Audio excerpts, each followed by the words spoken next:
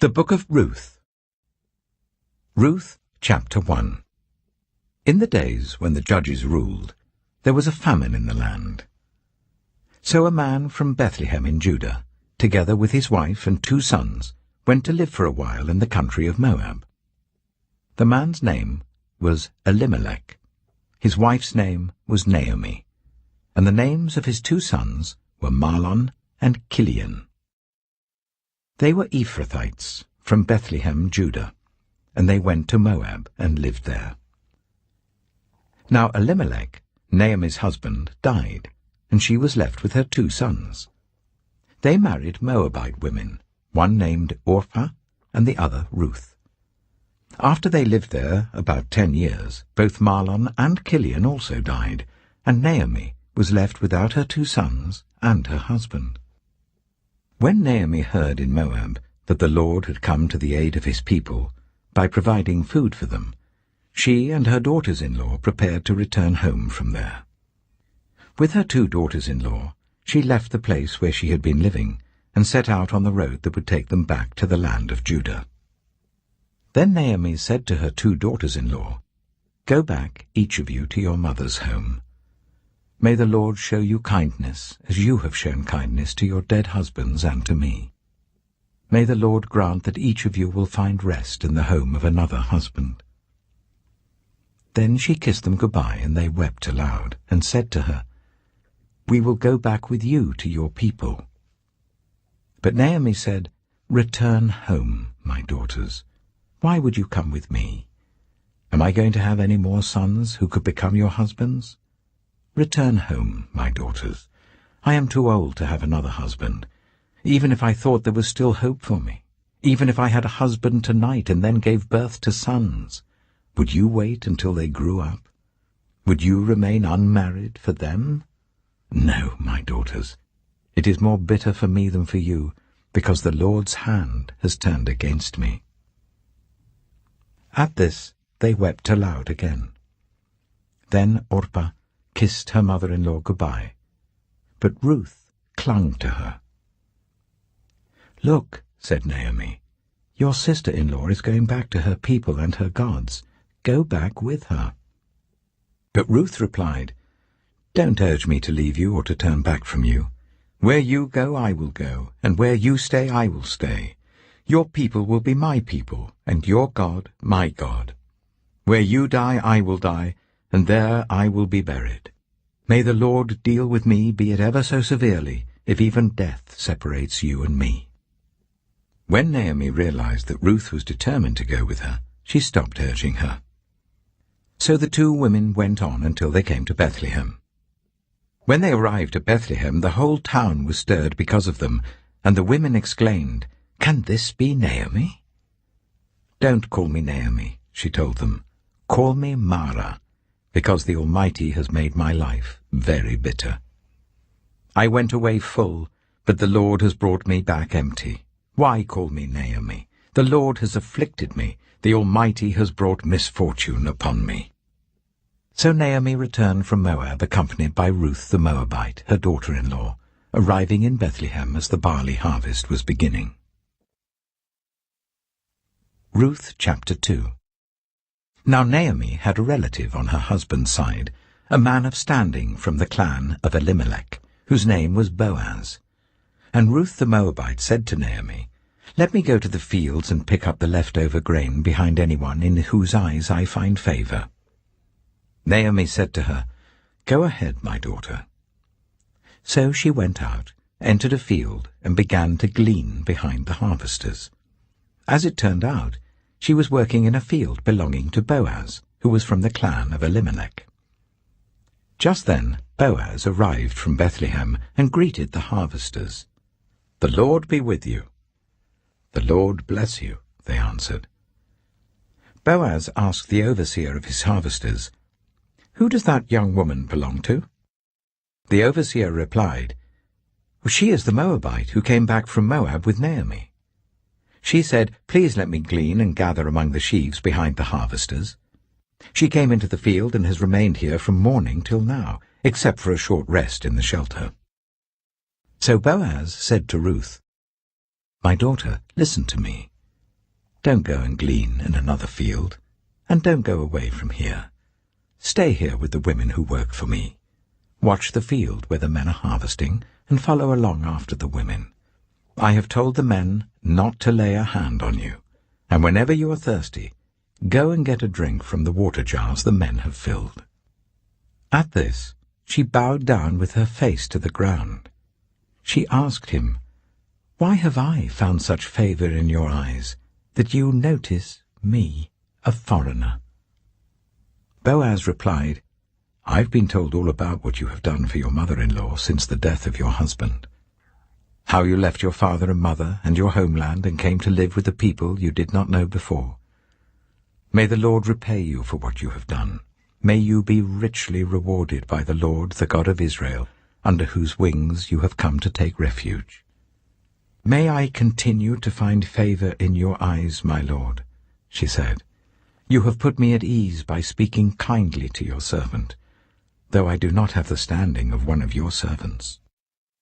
At mealtime, Boaz said to her, "Come over here, have some bread and dip it in the wine vinegar." When she sat down with the harvesters, he offered her some roasted grain. She ate all she wanted and had some left over. As she got up to glean, Boaz gave orders to his men, "Let her gather among the sheaves, and don't reprimand her. Even pull out some stalks for her from the bundles, and leave them for her to pick up, and don't rebuke her." So Ruth gleaned in the field until evening. Then she threshed the barley she had gathered, and it amounted to about an ephah. She carried it back to town, and her mother-in-law saw how much she had gathered.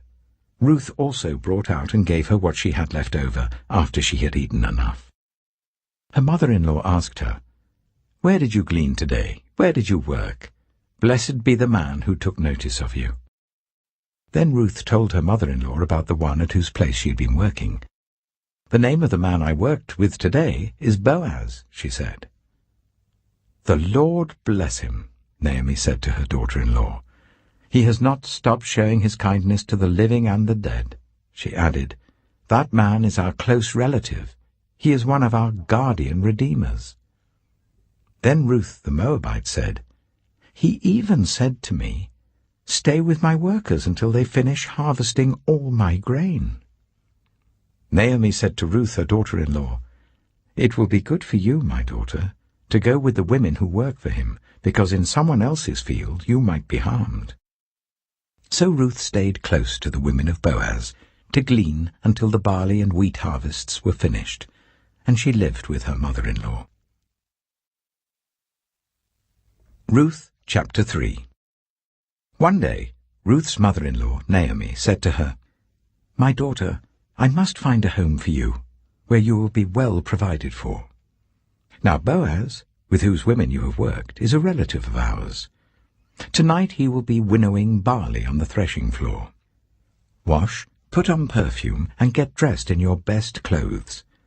Then go down to the threshing floor, but don't let him know you are there until he has finished eating and drinking. When he lies down, note the place where he's lying. Then go and uncover his feet and lie down. He will tell you what to do." "I will do whatever you say," Ruth answered. So she went down to the threshing floor and did everything her mother-in-law told her to do. When Boaz had finished eating and drinking and was in good spirits, he went over to lie down at the far end of the grain pile. Ruth approached quietly, uncovered his feet, and lay down. In the middle of the night, something startled the man. He turned, and there was a woman lying at his feet. "Who are you?" he asked. "I am your servant Ruth," she said. "Spread the corner of your garment over me, since you are a guardian redeemer of our family." "The Lord bless you, my daughter," he replied. "This kindness is greater than that which you showed earlier. You have not run after the younger men, whether rich or poor. And now, my daughter, don't be afraid. I will do for you all you ask. All the people of my town know that you are a woman of noble character. Although it is true that I am a guardian redeemer of our family, there is another who is more closely related than I. Stay here for the night, and in the morning, if he wants to do his duty as your guardian redeemer, good, let him redeem you. But if he is not willing, as surely as the Lord lives, I will do it. Lie here until morning." So she lay at his feet until morning, but got up before anyone could be recognized. And he said, "No one must know that a woman came to the threshing floor." He also said, "Bring me the shawl you're wearing and hold it out." When she did so, he poured into it 6 measures of barley and placed the bundle on her. Then he went back to town. When Ruth came to her mother-in-law, Naomi asked, "How did it go, my daughter?" Then she told her everything Boaz had done for her, and added, "He gave me these 6 measures of barley, saying, 'Don't go back to your mother-in-law empty-handed.'" Then Naomi said, "Wait, my daughter, until you find out what happens, for the man will not rest until the matter is settled today." Ruth chapter 4. Meanwhile, Boaz went up to the town gate and sat down there just as the guardian redeemer he had mentioned came along. Boaz said, "Come over here, my friend, and sit down." So he went over and sat down. Boaz took 10 of the elders of the town and said, "Sit here," and they did so. Then he said to the guardian redeemer, "Naomi, who has come back from Moab, is selling the piece of land that belonged to our relative Elimelech.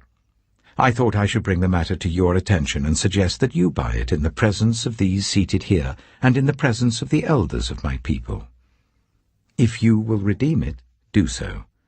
But if you will not, tell me, so I will know.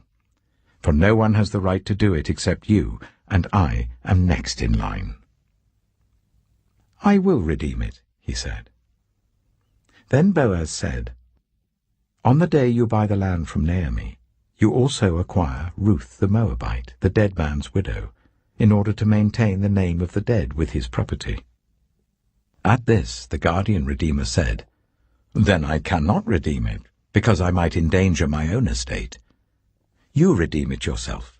I cannot do it." Now in earlier times in Israel, for the redemption and transfer of property to become final, one party took off his sandal and gave it to the other. This was the method of legalizing transactions in Israel. So the guardian redeemer said to Boaz, "Buy it yourself." And he removed his sandal. Then Boaz announced to the elders and all the people, "Today you are witnesses that I have bought from Naomi all the property of Elimelech, Kilion, and Mahlon. I have also acquired Ruth the Moabite, Mahlon's widow, as my wife, in order to maintain the name of the dead with his property, so that his name will not disappear from among his family or from his hometown. Today you are witnesses." Then the elders and all the people at the gate said, "We are witnesses. May the Lord make the woman who is coming into your home like Rachel and Leah, who together built up the family of Israel. May you have standing in Ephrathah, and be famous in Bethlehem. Through the offspring the Lord gives you by this woman, may your family be like that of Perez, whom Tamar bore to Judah." So Boaz took Ruth, and she became his wife. When he made love to her, the Lord enabled her to conceive, and she gave birth to a son. The women said to Naomi, "Praise be to the Lord, who this day has not left you without a guardian redeemer. May he become famous throughout Israel. He will renew your life and sustain you in your old age. For your daughter-in-law, who loves you and who is better to you than 7 sons, has given him birth." Then Naomi took the child in her arms and cared for him. The women living there said, "Naomi has a son." And they named him Obed. He was the father of Jesse, the father of David. This, then, is the family line of Perez. Perez was the father of Hezron, Hezron the father of Ram, Ram the father of Amminadab, Amminadab the father of Nahshon, Nahshon the father of Salmon, Salmon the father of Boaz, Boaz the father of Obed, Obed the father of Jesse, and Jesse the father of David.